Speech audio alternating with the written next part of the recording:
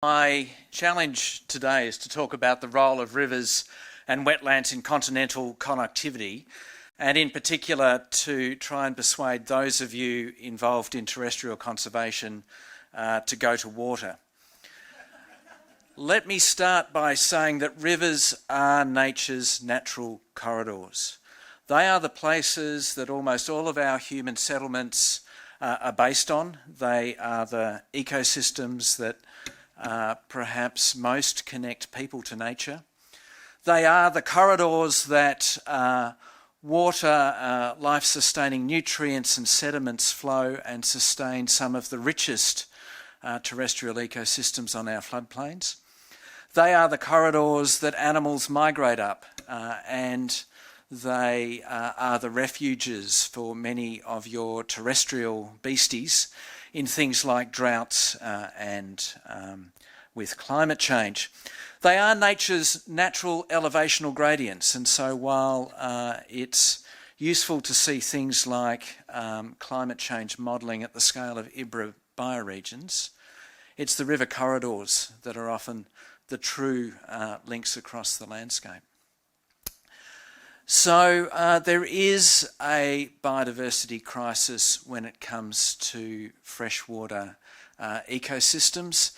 The area of wetlands, and I'm using wetlands here in the international definition covering rivers and all inundated ecosystems, the area has declined dramatically and continues to decline dramatically as they are cleared for agriculture. And more than any other biome, the populations of species in freshwater ecosystems are declining. That's because as human populations grow and as our demand per capita for water is increasing with wealth, our rivers are being extensively exploited with more and more dams that cut off rivers, that change their flows, that kill off the migratory fish and other species.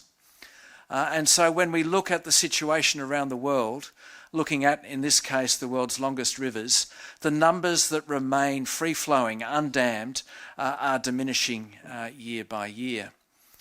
There are definitions of free-flowing rivers, I'll say that again. And I would urge the nature connectivity community to focus on the urgent need to conserve these legally and socially. As an example, here is the Murray-Darling River Basin that covers a seventh of the continent of Australia. There are vanishingly few free-flowing rivers left in this part of the world. And so they include a few that have been protected through various mechanisms, but a number that remain unprotected and are being actively targeted by the deplorable government of New South Wales and various others to exploit water resources. Here are shining examples of how we can get it right. So in Victoria, there is a Heritage Rivers Act that does provide some legal protection for some of the last free-flowing rivers like the Ovens River that is currently somewhat fuller than that. And by policy, there have been other rivers conserved, such as the Paru, but don't have active legal protection. Australia is a bit of a laggard. Around the world, there are a great many governance institutions protecting rivers at a continental scale. So to rapidly impress you with this, the US Wild and Scenic Rivers Act, the Canadian Heritage Rivers System, South Africa has mapped priority freshwater river corridors for priority conservation. Even China is further ahead than Australia in terms of providing legal protection and actively removing dams to restore some rivers to a free-flowing state, to provide that conservation connectivity protection over hundreds of kilometres. In Europe, the Natura 2000 network protects that continent's last free-flowing rivers. If our European friends that have dammed almost every river that moves can do it, it's about time that Australia also got around to doing it. There have been some stunning examples of how communities and governments working together can substantially rewild and connect ecosystems in the most intensively managed landscapes.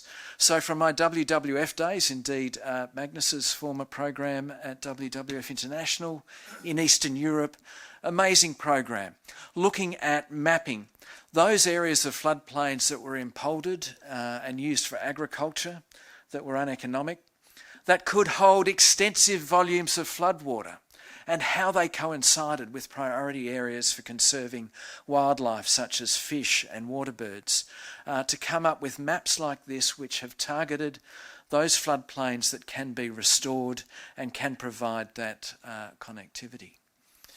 So to Australia, we have a wonderful Great Eastern Ranges initiative, and past iterations of the Great Eastern Ranges literature have focused on, for example, the 63 large rivers which provide clean water to 11 million Australians, and how this is a vital part of the reason for the Great Eastern Ranges corridor. When we look at the Great Eastern Ranges, we can see that there is a north-south corridor, but many of these 63 rivers flow east to west. Many of the initiatives that are part of the Great Eastern Ranges corridor are river and catchment-based initiatives. And so I would say that the Great Eastern Ranges can do even more to focus on rivers as a way of providing the key links that will be needed in a climate-constrained future.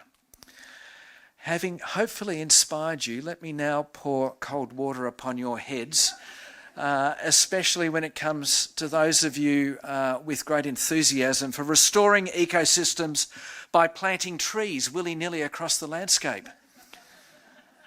There be dangers. So, unfortunately, in the higher rainfall, temperate zones in continents like Australia, there is a trade-off between planting trees and increasing evapotranspiration from these landscapes. And where we have river systems that are wildly overexploited in terms of water, we risk diminishing runoff into these rivers and killing them off. This, for example, is the Macquarie River catchment in the central west of New South Wales, where modelling suggests that reforesting just 10% of the upper catchment could reduce runoff into this over-allocated river by 17%. So I'm not saying don't plant trees, but what I am saying is that we're going to have to be very smart in the way we go about this restoration, this rewilding. So we are planting trees in those places that are most strategic and have actively decided how we're going to manage for any diminution in water availability. We have a great challenge in Australia and elsewhere in restoring riverine connectivity. This is a map again from the deplorable state of New South Wales that rarely does any river management right, indicating the 4,000 barriers on rivers and streams in the Murray-Darling Basin. There are dams on these rivers that were built to supply steam trains. Now, in most of Western New South Wales, there aren't any trains, let alone steam trains, and so it's about time we pulled these rotten things out and restored these rivers to be the true corridors that connect people and nature. We have agreed in the global conservation community the institutions to do this through the International Union for Conservation of Nature, the Global Protected Area Guidelines, specifically include corridors that are about recognising the need to include these kinds of riverine protected areas as part of the Global Protected Areas Network. Despite that, for reasons of weakness that I find inexcusable, the World Resources Institute, the Global Database on Protected Areas, does not separately measure the protection of freshwater ecosystems, even though the Convention on Biological Diversity recognises 3 biomes. That's 3. That's terrestrial, marine, and inland waters. Our global conservation monitoring systems haven't come up with a coherent way of actually measuring that, and that needs to be overcome. As you have no doubt heard earlier in this conference, the IUCN has adopted guidelines for conserving connectivity through ecological networks and corridors. Again, let me reiterate, rivers are nature's corridors. So let me, on that note, conclude by saying I hope you have got my message, my urging of you to focus first and foremost on rivers as nature's natural corridors. They are a focus for people. This is where most people live. It's appropriate that this conference is in Brisbane, the River City, because there is a river out there and it connects this city to its hinterland and should be a focus for conservation. These systems are severely threatened globally, and there's a growing number of tools that we can and should be using for their conservation. With that, I thank you.